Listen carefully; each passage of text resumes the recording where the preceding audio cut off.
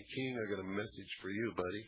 You should have thought of that before you got in that car and tried to outrace the police and then resisted arrest while you were drunk. I feel sorry for the beating you took, but don't tell me you're not like that. Because that's a crock. If you weren't like that, none of us would be in this situation we're in right now. Let's hope that you learn from this and that you won't be like that in the future. But don't tell me that you're not like that.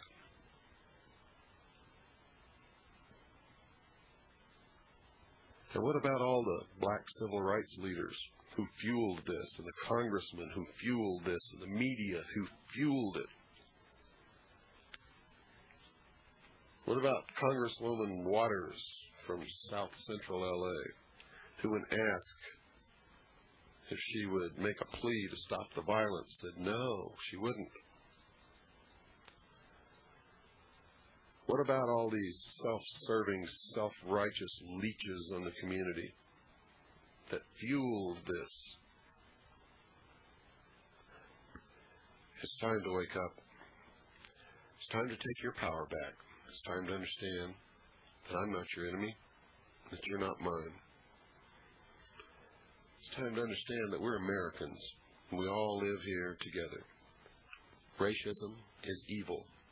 Anti-Semitism is evil. People cannot help what family they're born in. Whoever you are listening here right now, you had no choice into what your race is or who your parents were. No choice whatsoever. To hate a man or a woman because of the color of their skin, or for anything else that is as stupid as that, is insane.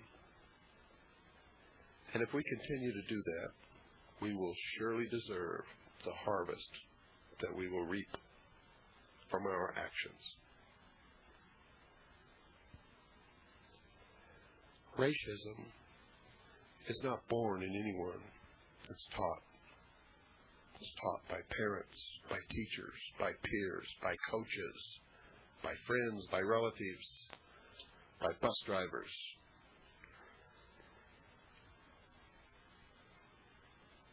Some young men learn it when they go in the military service.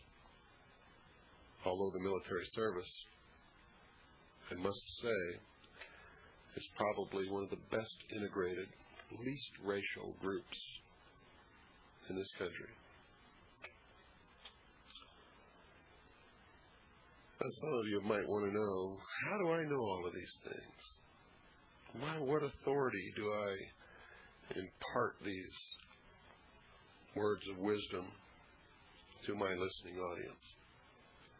It's very simple, ladies and gentlemen. I used to be part of this group who was bringing all these things about. I was there. I was in the midst of it. I was a member of the Office of Naval Intelligence. I saw plans for this over 20 years ago. For everything that's happening in the world today, I'm the only person in the world who has an absolute 100% accuracy rating on predicting future events. And so far, I've never been wrong. I'm not bragging, and I'm not proud of that. You see, because I base all of this upon documents, plans that I saw when I was a member of the Office of Naval Intelligence, and upon 20 years of research. I hope and pray every night that the next day I will be wrong. I want to be wrong because the day that I start to be wrong, it means that we will start to win the war. And don't fool yourself. We are engaged in a war for our freedoms, for our future. for our existence.